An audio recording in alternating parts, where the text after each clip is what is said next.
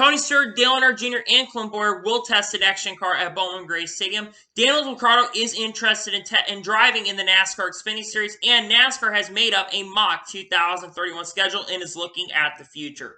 What's going on, guys? It's Daniel, and welcome back to another video. We've got a ton of NASCAR stories discussed here today on the channel. Let's go and just jump straight into those really quickly. We're going to start off with Igloo Products. As it was reported by Adam Stern, that Igloo Products is adding to its official NASCAR licensing deal with a great addition that honors Dale Earnhardt Sr., Jeff Gordon, and Dale Earnhardt Jr., which will be $39.99 per each cooler. I'm not sure which drivers have their own coolers, but Igloo Products has had a partnership with NASCAR for a very long time. And in fact, they're going to have a licensed edition with 3 legendary drivers, Dale Earnhardt Sr., Dale Jr., and Jeff Gordon, I think is really awesome. I expect that they're going to get a lot of sales in that just because those 3 big names, 3 of the most popular drivers of all time. So really awesome, really excited to see that they have partnered up with Igloo Products. I think it's really cool they're doing that. I think it's great for the sport as a whole that they're doing that for the future, and I'm really happy about that for sure as a whole.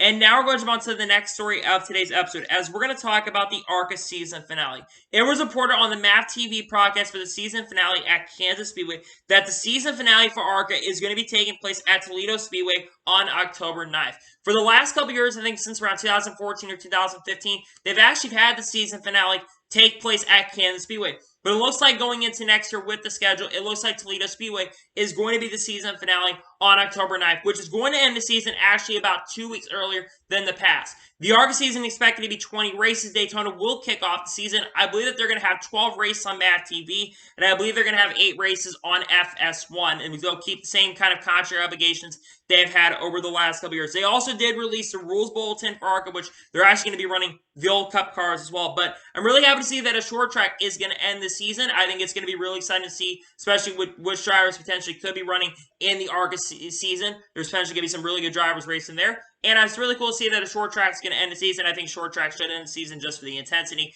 and the excitement ARCA could bring. Even though I'll be honest, I think ARCA's kind of been dying over the last couple years. But I think it is really exciting as a whole that ARCA was able to do that, and really cool to see that Toledo is going to be the season finale for ARCA. And now we're going to jump on to the next story of today's episode, as we're going to go ahead and talk about the owner's point situation going on for the last position. Now, it was reported yesterday by Bob Poggers at the conclusion of the race is now that the 51 is now 1 point ahead of the 15.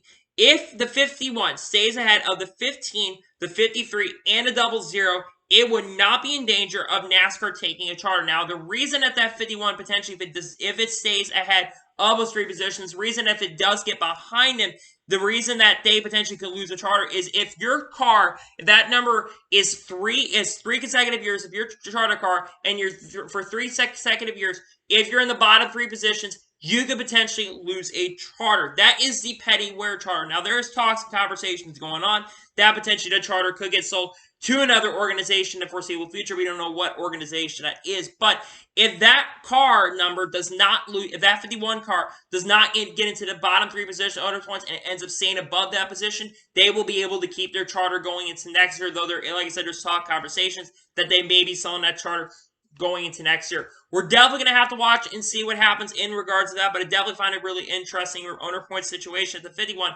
continues to be ahead. I think Cody Ware had a pretty strong run. I think he finished in the top 30 or top 35, which is the reason why they did, and they did better than the 15 car at Kansas this past weekend. That 15 car is not in danger, so I believe that 51 car, not the 51, the 15 car is not in danger because that car has not had issues being ahead of the owner's points situation. So it's definitely interesting as a whole that they're keeping, we'll have to keep tabs on that, but it's definitely interesting as a whole that they are potentially an owner's point situation, but we'll have to wait and see what happens in regards to that. And now we're going to jump on to the next story of today's episode, as we're talking about Nick Sanchez. Nick Sanchez this past weekend actually got his first career ARCA Series win at Kansas Speedway, and he was talking to media post-race, and he says that the number of starts is still to be determined at BJ McLeod Motorsports. He says there'll be 5 starts minimal with BJ McLeod Motorsports, but he expects that BJ McLeod Motorsports is going to have upgrades going into next year. Now, it was announced this past week that Nick Sanchez would be making his his Xfinity Series debut next year with BJ McLeod Motorsports. His teammate next year full-time, Roger Group, is also going to be running in the Xfinity Series for Alpha Prime Racing, a team that was formed by Tommy Joe Martins and Cesar Baccarello. Roger will run at least 3 races, or he'll potentially run more going into next year. I think Nick Sanchez is a very, very talented driver, and the fact that he was able to get his first career ARCA win was really, really exciting as a whole, especially after a major, major announcement. Will he be moving up to the NASCAR Xfinity Series? I think it's really exciting that he's going to be doing it. Now, he will be running full-time for Rev Racing next year, and I think he has a very strong shot of winning the championship next year. Now, the big question is, can he beat Sammy Smith Jr.? Because Sammy Smith Jr. is expected to run full-time in that 18 car next year, while Ty Gibbs goes up to Xfinity Series full-time. Of course, after we'll talk about what he did just a second. But it's really exciting to see that Nick Sanchez is going to be running in ARCA next year full-time and also going to be making some starts. And I think he'll run a lot. I think he'll at least run 5. I would not be shocked if he does well enough, especially with the upgrades they potentially could be getting. I would not be entirely shocked, and I would not be surprised if this team has a lot of good runs. We'll have to wait and see what happens. We're really excited about the future of Nick Sanchez and looking forward to it for sure. And now we're going to jump on to the next story of today's episode, as we're going to go ahead and talk about Ty Gibbs. Now, Ty Gibbs actually won the NASCAR Xfinity Series race earlier today at Kansas Speedway, but if he's able to start the ARCA race at Kansas Speedway, he would clinch the championship. And by starting the race at Kansas, he actually would be your 2021 ARCA champion. Now, Ty Gibbs actually was on the verge of winning the last race at Kansas Speedway, had the dominant car, had only basically lapped up to the third or fourth position at that point, but because of a late race restart, Ty Gibbs lost the race on that unfortunate end of the race, and he unfortunately ended up finishing second to Nick Sanchez, and he congratulated Nick Sanchez in victory lane. But Ty Gibbs, I know that it's the best car in ARCA, but that being said, he has earned it, in my opinion.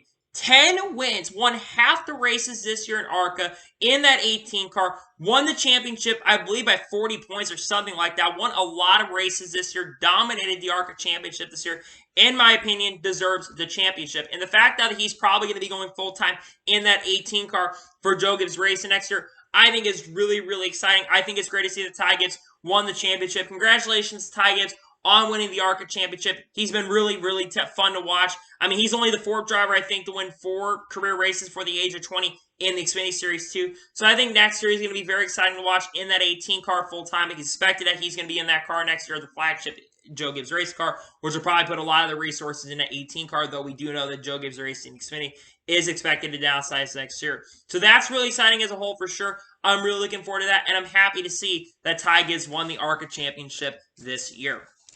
And now we're going to jump on to the next story of today's episode, as we're talking about Josh Berry. As Josh Berry is expected to drive the 31 for Jordan Anderson Racing this upcoming weekend at Martinsville Speedway. In a post that was tagged by Jordan Anderson, which he actually tagged Josh Berry is expected to drive the 31 in a pretty good-looking paint scheme. We know that Kligerman is going to be driving the 31 in the championship race at Phoenix for the NASCAR Xfinity Series. Also, Kligerman will be driving the 3 truck this upcoming weekend at Martinsville this Saturday afternoon. Now, Josh Berry, I think, has a very strong chance of winning this race. I know that this car is not as good as the 8 car, but Josh Berry knows how to get it done at Martinsville. I mean, he won the last time we were here at Martinsville, and I would not be shocked. Like I said, I think that Josh Berry has a very strong chance of winning the championship this year.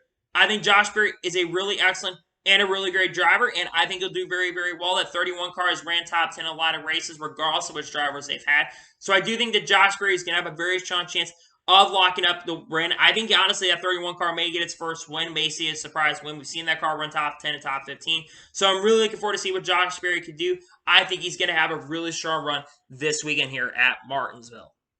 And now we're going to jump on to the next story of today's episode, as we are talking about Bubba Wallace. As Bubba Wallace is going to be on HBO's The Shop Uninterrupted season finale Friday night at 9 p.m. Eastern, alongside David Beckham, Mav Carter, and other sports individuals. Now, Bubba Wallace, it does not surprise me he's going to be part of this. Bubba Wallace is one of the biggest personalities in NASCAR currently at the moment. Has a lot of name recognition, so of course, especially after winning his first career NASCAR Cup Series victory, becoming the second African-American driver to win a NASCAR Cup Series in the race, and the first driver, I believe, to win a race since Wendell Scott did it back in 1963. Second African-American driver to do that, and it got a lot of recognition. A lot of people were talking about it, and you look at Bubba Wallace the last couple weeks as well, he's performing very, very well. So it does not surprise me that Bubba Wallace is going to be on this really, really successful show. I've never watched the show, but I guarantee you a lot of NASCAR fans, especially with Bubba Wallace being in there, a lot of people are going to be watching this show because I think it's going to be very, very successful, and I expect people to check that out. I would not be surprised about that. But I think it's really exciting as a whole that he's going to be part of the show. I think it's big for the show as a whole, and it's big for NASCAR as a whole to get the name recognition out there, especially being alongside David Beckham, who's arguably potentially one of the greatest soccer players of all time. So it's really exciting to see that, and I'm looking forward to that for sure. And now we're going to jump on to the next story of today's episode, as we're talking about Parker Kligerman. As Parker Kligerman was doing an interview with Davey Siegel on Frontiers, and he says he has rides in place for the 2022 NASCAR season, but wants to be full-time in NASCAR as a whole. Now, Parker Kligerman this past weekend really impressed me. He was in Gone Bros race this past weekend in the number 96, and he finished 20th. And get this, he was in the top 15 at one point in the Gaunt Brothers racing cars. Keep this in mind, last year with Daniel Suarez, that 96 car never ran as good as they did. That is the best run I've seen the Gaunt Brothers Racing Camp have on super speedways. They were extremely fast. And I think that is in regards to, of course, Parker Kligerman being a very, very good driver, and also Marty Gaunt having a really awesome relationship with Parker Kligerman. But if team owners are not looking at Parker Kligerman to potentially get into a ride, I think there's something clearly wrong. And the fact that over the last couple of years, Parker Kligerman's been an analyst for NBC and has not been able to race full-time in NASCAR, I think is a shambles. And he, in my opinion, after that incredible run, deserves to be racing full-time for a team. I don't care what team gets or what good organization's looking at him. After that good run, he should be up there as a potential free agent candidate for a really good ride that's available. Now, the NASCAR Cup Series, there's not a lot of rides available currently at the moment. You do have Front Row Motorsports, but I expect that they're going to keep Michael McDowell there, and Anthony Freeman might end up being staying there, though I think if another free agent like a Ryan Newman or Matt DiBenedetto could end up there. There's not a lot of rides available in the NASCAR Cup Series right now. Xfinity, though, is a much different story. RCR's Xfinity Series program, that could be a ride that could be available for him going into next year. You also have other rides like the third call-up car, though I do think that that's either going to go to Maya Snyder or Austin Hill next year. So we'll have to wait and see what happens in regards to what rides could go for him. I think he's ready to graduate up to Xfinity. I think he should be full-time in Xfinity or full-time in Cup because he knows how to get it done. He's a great driver, had a top 20 run with the Gaunt Brothers Race Camp, and he deserves a really strong run in NASCAR, in my honest opinion. We're going to jump on to the next story of today's episode, as we're going to talk about Adam Stevens. As Adam Stevens is suspected to be suspended from this upcoming race at Martinsville due to having 2 missing lug nuts on the car, and also has been fined $20,000. I think this is the second or third week in a row that they've had lug nut issues. I believe that the last couple weeks ago, Kyle Busch had basically his crew chief got suspended for a week or two with lug nut issues. After having lug nut issues, I believe the previous week before going into Texas. So this is the second Joe Gibbs crew chief in the last couple weeks to have lug nut problems. Again, I'm not a big fan of the lug nut penalties as a whole. I understand that the crew chief is basically assessed the penalties in that situation, but at the same time, I'm just not a big fan that a crew chief can't get suspended for having 2 loose lug nuts on the car. But I understand why NASCAR has these penalties. I'm just not 100% understanding why NASCAR decided to go ahead and penalize them as a whole. But it is what it is. Adam Stevens will not be crew chief this weekend. I would not be shocked if Seth Chapka, who is, I believe, the engineer for Kyle Busch, or whoever the engineer is for Christopher Bell, I would not be shocked if they become the crew chief for Christopher Bell. I do believe that, I'm not sure if this is Adam Stevens' first time that he has been suspended this year so far for lug nut issues, so it's got to be interesting to see what happens in regards to that. But Adam Stevens will not be crew chief this weekend for Christopher Bell after having 2 missing lug nuts on the car, and also got fined $20,000. And now we're going to jump on to the next story of today's episode, as we're talking about Dale Earnhardt Jr. As Dale Earnhardt Jr. is going to be competing in the 2021-2022 campaign for Season 4 of Monday Night Racing. It was announced this past week that Kyle Busch would also be competing in the Monday Night Racing, and also will have Gravity Energy as the major sponsor for Season 4 of Monday Night Racing. Monday Night Racing has become a very, very popular series on iRacing during the off-season, and we've seen a lot of media members have competed in that, and other drivers, like pretty popular drivers, who have competed in that as well. And in fact, now they're not only going to have Kyle Busch, who's going to be competing in that event, but Dale Earnhardt Jr., who's going to be competing in that event, is really, really big for the iRacing. Of course, Dale Earnhardt Jr. is a prominent iRacer. He's raced on iRacing a lot in the past. And to me, the fact that they've gotten not only Kyle Busch to be in this series, but to have Dale Jr. competing in this is going to bring a lot of fans into the sport. There are still a lot of people who are fans of Dale Jr., and if they see Dale Jr. competing in an iRacing event, I think that is going to be huge for the iRacing community, and it's going to be really big for it as a whole. So I'm really happy to see that Dale Jr. is competing. And I'll be honest, I think Dale Jr. has a very strong shot of winning these races. Dale Jr., like I said, was one of the big reasons why iRacing became as popular as it was. And I would not be shocked if Dale Jr. has a very strong chance of getting at least maybe a win or two this upcoming season. He will compete for the full season championship. Really excited to see this for sure. Happy to see that Dale Jr. is going to be competing in this event. And I think it's really, really big for the series as a whole. Happy to see this for sure. And now we're going to jump on to the next story of today's episode, as we're talking about Corey Heim. Now, it was reported during the MAV TV broadcast this last weekend at ARCA for Kansas. They said that in regards to Corey Heim running full-time in the Truck Series, they said they're waiting for the official announcement, but we understand that it's all been said and done for Corey Heim to go full-time into the Truck Series in 2022.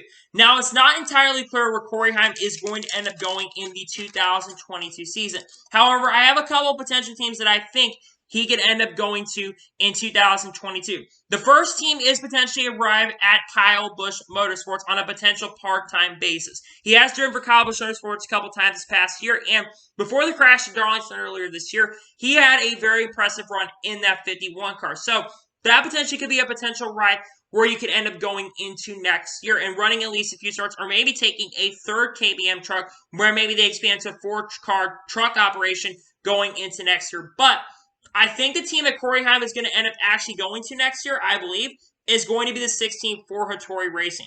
Hattori Racing announced a couple months ago, actually this past month, when they were during the Talladega weekend, that Austin Hill would not be returning to the Hattori Racing camp for the 2022 season for the Truck Series. Now, people thought maybe he would go to their Xfinity Series program, but Austin Hill basically confirmed at that given point that he would not be returning to that organization as a whole, and he expected to announce his future of Xfinity coming up here really, really soon. It's unclear what team he'll drive for in the NASCAR Xfinity Series next year, but we will see Austin Hill in the NASCAR Xfinity Series next year, which means I think that they're going to choose someone coming up the Toyota ladder, and I think that they are going to choose Corey Heim.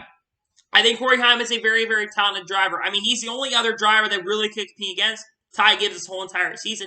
Got 6 wins in the ARCA season. And like I said, his few truck starts I thought were really, really impressive. Got a top 10 in Watkins Glen and had a very good run earlier this year as well at Darlington before crashing. I had a chance to win that race, and that 51 car looked really, really strong with Corey Heim. I think Corey Heim is really ready to make the next move. I think he's a really good driver, and I think he's a little more clean than Ty Gibbs, so I do think that Corey Heim has shown that aggression throughout his entire career in ARCA. That's something he's going to have to work on as he does move up, is kind of toning that aggression down just a little bit. But we're expecting Corey Heim to jump up the trucks. I expect that he will be in the 16 truck full-time for Hattori. Unclear if that gets announced. I would not be shocked if we don't hear an announcement in regards to the Hattori camp. So probably either this upcoming weekend or probably after the season concludes. I know we see a little more, some more truck series move in silly season moves for next year. We've seen some get announced. We know that Grant Enfinger is going to be driving full-time for GMS next year, but we'll have to wait and see what happens in regards to that, but really exciting for the future. And Corey Heim going full-time in trucks is expected to happen, and I think he deserves it. I think he's going to be a great addition to the NASCAR Truck Series next year. And now we're going to jump on to the next story of today's episode, as we're talking about Mark Martin and his thoughts on Kyle Larson. Now, Kyle Larson was being asked questions for the Cup Series race at Kansas. He was getting asked questions in regards to who do you think is probably one of the most talented drivers out there. And Kyle Larson said that he had a lot of respect and he would like to race for against Mark Martin one day. He regarded him as one of the greatest drivers he has ever seen. Mark Martin said he was very honored by Kyle Larson's thoughts, and he says that he's the most incredible driver of this era. The fact that Mark Martin was able to compliment Kyle Larson like that shows how much respect people have for him. And it's not just Mark Martin who has a lot of respect for Kyle Larson. Look at what Kyle Larson's been able to do this year. He has 9 wins in 2021. He has led the most laps in a season in the Cup Series since Jeff Gordon did that in 1995. He honestly should have more wins this year. He could have a 15-win season for all we know in the NASCAR Cup Series. But he's won the Prairie Dirt Classic. He's won the Knoxville Nationals. He's won the Chili Bowl and has won the Kings Royal at Eldora as well. He's won every major event that you can win on the dirt calendar. And not only that, he's won some major events in the NASCAR Cup Series here. And not only do drivers like Mark Martin support him, but people like Jimmy Johnson have a lot of respect for Kyle Larson. People like Donnie Allison have a ton of respect. He's being talked about maybe running the Indianapolis 500 next year, maybe with Team Penske, because Roger Penske is a big fan of Kyle Larson's. Another driver that has a lot of respect for him is Mario Andretti. And when you have legends of motorsports talking about how great of a driver Kyle Larson is, you know he's in for the start of greatness. And I'll tell you this about Kyle Larson. I think we are just in the beginning of seeing the dominance of Kyle Larson. Like I said, he's had such a dominant year. He's clearly the favorite to win the championship in the NASCAR Cup Series. But back on these comments from Mark Barton, the fact that I think one of the best driver, arguably, it's really tough between him and Denny Hamlin right now, though Denny Hamlin could win a championship. Potentially, arguably one of the greatest drivers to ever win a championship, Mark Martin. To have those great comments from Mark Martin, all these drivers have respect for him. The fact that Mark Martin got to tell that to Kyle Larson is really, really awesome, and really good regards for that, and really happy to see that Mark Martin had some great comments for Kyle Larson. And now we're going to jump on to the first of three major stories of today's episode, as we're talking about future scheduling and talking about the 2031 potential schedule. It was reported this morning by Adam Stern that NASCAR Strategy Group has put together a mock 2031 schedule as a roadmap for the future, showing how long-term it's starting to think. On top of wanting to hit new markets in the United States, Ben Kennedy would also like to see a cup race on foreign soil in the foreseeable future in the next 10 years. One thing I really like about what NASCAR is doing is they're looking to the future of scheduling, and NASCAR has wanted to try out new markets for a very, very long time. I mean, we're going into LA this upcoming season in 2022. We'll be racing at the Los Angeles Coliseum, and we're actually going out west this year in the NASCAR Xfinity Series up in the Northwest and up into the Northwest area. We'll be racing at Portland International Raceway, where the IndyCar Series does race, but we're not going to be racing in that same weekend. We'll be racing during the Gateway weekend for the NASCAR Cup Series. It has been reported over the last few months, that NASCAR has been looking to potentially run some street courses in the future. Now, we will not see a race at Chicago Street Course in 2022, but we could potentially see a street course race coming in 2023. And they've mentioned in the past Mexico maybe racing on foreign soil. There's multiple tracks in the foreign soil that you could go to. You could potentially go out to the Mexico City, and they talked about that. Maybe racing up in Canada. There's definitely a few tracks in the Canada area I definitely look at. Tracks like Mosport, Canadian Tire. Now, NASCAR Truck Series is not racing there due to COVID restrictions, and there's still potentially going to be COVID restrictions even into next year with Mosport/Canadian Tire. But another track up in Canada that I think has been kind of a forgotten track that I think a lot of people have respect for is definitely Montreal. Circuit Gilles Villeneuve. That track is one of the best tracks, I think, as NASCAR Xfinity Series has had. It was great racing as a whole. And if the Cup Series was a race up north, that'd be really, really cool. Now racing in Mexico, there is a track in Mexico City known as Autodromo Hernando Rodriguez, which the F1 Series currently runs, and are expected to run in a couple weeks for when the NASCAR Cup Series crowns their champion. That'll be happening here in the next couple weeks. But Mexico City, and also potentially street course race, in the Mexico City area, you have a lot of people, and not to mention, you have the only Latin American driver currently racing in NASCAR Cup Series, Daniel Suarez. That could be great reputation for Daniel Suarez as well. And talking about racing on street course, like I mentioned, there's been talks about Denver, Chicago street course. They're working on that currently at the moment, and I know that they're not talking about doing it next year, unfortunately, but I look at 2023 being the first year in many years where we have a street course race for NASCAR. I think we are going to have a street course race. Why would NASCAR have Lori Lightfoot grant this up? And I think it's going to happen soon in regard to that. Another area that I think NASCAR is looking at is potentially racing in the New York area and racing at the Meadowlands in the streets. And I think it'd be really cool to see NASCAR race into that. And of course, you have other markets, maybe racing up in areas like South Dakota, North Dakota, maybe racing in New Orleans, Louisiana. There is a track in Louisiana called NOLA Speedway that they raced in 2015 and 2016, and that track was pretty successful. Had a very interesting race on the airport. So the future definitely is really exciting. You also have Cleveland. They could race at Berkeley Park Airport in Cleveland. That Ohio has only one race right now in Ohio. I know there's some stuff going on in regards to tax situation in Ohio right now that they're trying to get fixed in regards to that. But this is really exciting. The future of scheduling definitely is going to be really, really promising in the next 10 years. I think we're going to see schedule be much different. Will the Daytona 500 continue being the opening race of the year? Will the Daytona 500, will Daytona actually hold this season finale? What will NASCAR look like? Will Auto Club look like the season finale? What I also expect on the schedule going forward is I think that there are going to be a lot more short tracks and a lot more road courses on the schedule. I think that there are going to be minimal 1.5 mile tracks. I think NASCAR is making moves in regards to that. I think you're going to see a lot of tracks that are intermediate tracks race similar to super speedway style racing for people going to those events, because we see how highly rated super speedway racing is, but there's a reason why those two types of track, there's only 2 races of those that are respected for a reason why they get so much good attendance. If you have races like that all the time, people are not going to enjoy it as a whole. Just look at Formula 1. More people are going to Formula 1, and they had 400,000 people that went to Dakota this past weekend. But I definitely do find it interesting as a whole that NASCAR is looking at the next 10 years, and I'm at least glad NASCAR is doing that. I do think they need to focus on what's going on, some of the problems that they need to fix, but at the same time, it's not a bad thing to look at the future of what NASCAR could be looking like going forward, and I definitely think it's intriguing as a whole that NASCAR is looking at the future. And now we're going to go and jump onto the next major story of today's episode, as we are talking about Daniel Riccardo. Now, Daniel Riccardo, this past weekend, after winning earlier this year at Monza for Italian GP, he was able to, I believe on Saturday afternoon or Sunday morning, he was able to take pace laps in Dale Earnhardt Sr.'s 1984 Wrangler Chevy that Dale Earnhardt won quite a few races with in the RCR camp in 1984. Dale Jr. actually commented on Daniel Ricciardo doing some burnouts in that car, and Dale Jr. was very, very happy to see this.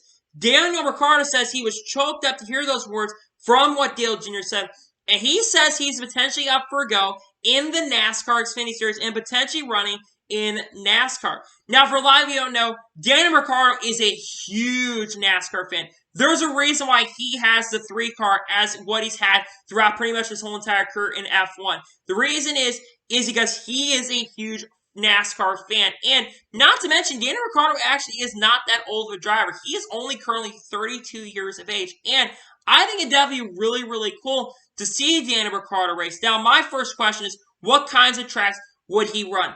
I would assume that he was going to run in NASCAR one day. I think that it would be on road courses. He, of course, runs road courses in Formula 1. They really don't have any ovals in Formula 1. They haven't raced ovals in many, many years in Formula 1, probably in the last 50 or 60 years, probably since they had Indy 500 on their schedule. They haven't had that kind of race there. But I could see Daniel Ricciardo only running the road courses because, and we're not sure what the schedule will look like for Dale Jr. Motorsports at this time, but I was seeing that if he was going to run, it would be in the Xfinity Series with Junior. We'll talk about team second, but we would probably see Daniel Ricciardo run just on road course. Now, the other big question is, what teams would Daniel Ricciardo, I think, run for in the NASCAR Xfinity Series or NASCAR Cup Series in general?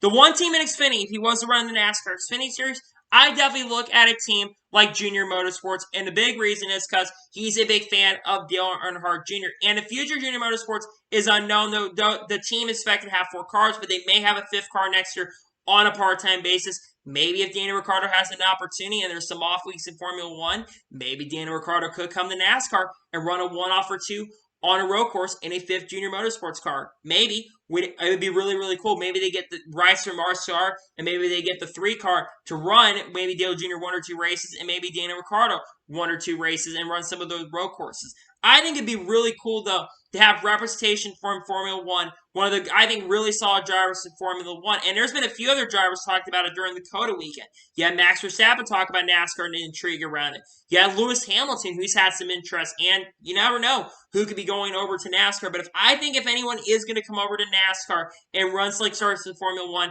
I think it is going to be Daniel Ricciardo. Daniel Ricciardo, I think, is very interested in maybe running it, and we'll have to wait and see what happens. And I definitely like it for sure that Daniel Ricciardo has some interest in potentially running a NASCAR. I think if he does actually run a NASCAR, I think he will do I'm not sure how he do, but I think it'd be really cool to see Daniel Ricciardo have an opportunity to race in NASCAR, and maybe we'll see Daniel Ricciardo race in the NASCAR Cup Series or the Xfinity Series. And maybe if he actually races in the Cup Series, I think if he races in Cup, I think it'll be with 2311 Racing. I think 2311 Racing would give him a one-off opportunity, plus it's Michael Jordan, Denny Hamlin. I look at 2311 Racing potentially be a team that could be looking for someone to come in there, and I think it's a really good road course racer, and I think Daniel Ricciardo is a very solid road course racer. He had a pretty solid run this past week in Dakota. The last few F1 races, Daniel Ricciardo has been running extremely well, and I think it'd be really awesome to bring Daniel Ricciardo over, so we'll have to wait and see what happens, but I'm really happy to see that Daniel Ricciardo has the potential interest in racing in NASCAR. And now we're going to jump on to the final major story of today's episode, as we're going to talk about the next-gen test coming up tomorrow at Bowman Gray Stadium. So, there are going to be 3 drivers, 3 legends of the sport that are going to be testing the next-gen car. Tony Stewart is actually going to be doing a tire test at Bowman Gray Stadium in the morning, and Dale Earnhardt Jr. and Clint Bowyer are going to be driving the next-gen car to get a little bit of info and know what they're talking about in regards to the next-gen car when they go into the booth. Of course, Dale Earnhardt Jr. works for the NBC booth, and Clint Bowyer works for the NASCAR and Fox booth, so they will be getting in the cars to test it out, to have a little bit of knowledge on the next-gen car. They will be testing that tomorrow. Media will be allowed, at least for the second part of the test, but unfortunately, no fans are going to be allowed to go into this test. Josh Hamilton apologized to the fans that wanted to go see this test with 3 legends of the sport, but unfortunately, no fans are going to be allowed to access, unlike the last test at Charlotte when they tested on the Charlotte Roval, and I expected the Charlotte Oval, they're going to allow fans to come into that. Unfortunately, fans will not be allowed to come into this test at Bowman Gray, but media members will be allowed to ask questions right at the conclusion of this test. I think that this is going to be a very interesting test to see because they're testing this at Bowman Gray Stadium for the Los Angeles Coliseum for these 3 drivers that are 3 legends. And the reason they're not getting any current Cup drivers to test this car is because of the fact that they don't want anybody to have a home field advantage. Now, we expect that most drivers are going to be competing in the Clash at the LA Coliseum as well. But you look at the 3 drivers they have chosen. All 3 drivers have won in the NASCAR Cup Series. One of them has won a NASCAR Cup Series championship. Tony Stewart's won 3 of them in 2002, 2005, and 2011. And they all have driven in 3 different types of cars. Clint Bowyer has driven in the Gen 4, Gen 5, and Gen 6.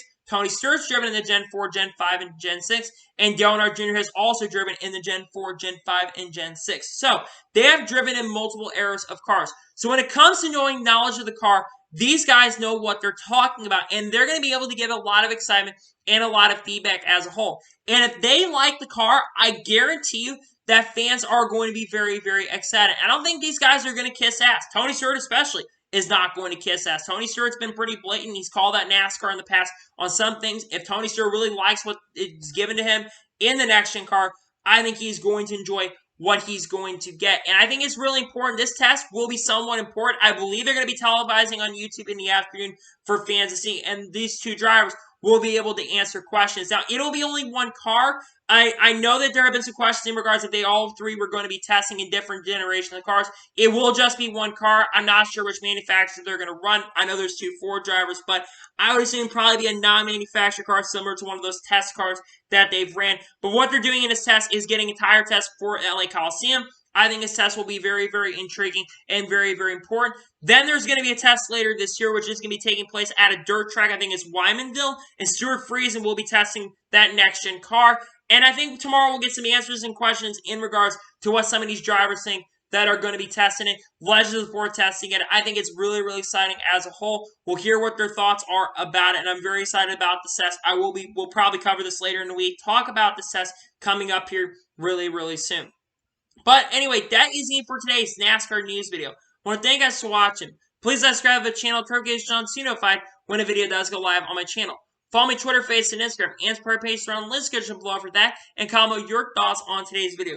What are your thoughts about this upcoming next-gen test with Tony Stewart, Dale Earnhardt Jr., and Clint Bowyer? Do you think that they'll be able to give great feedback? And if the test goes well, do you think people will be excited about it or not? Let me know in the comments below. And what are your thoughts about Daniel Ricciardo potentially being interested in running in NASCAR? And do you think that he will actually run in NASCAR in the foreseeable future? Let me know in the comments below. And let me know your thoughts on all the other stories we discussed today on the channel. Let me know those in the comments below. But anyway, like I said, I want to thank you guys for watching today's video. And I'll see you guys next time for some more great and awesome NASCAR content on the channel like this. Take care, everybody.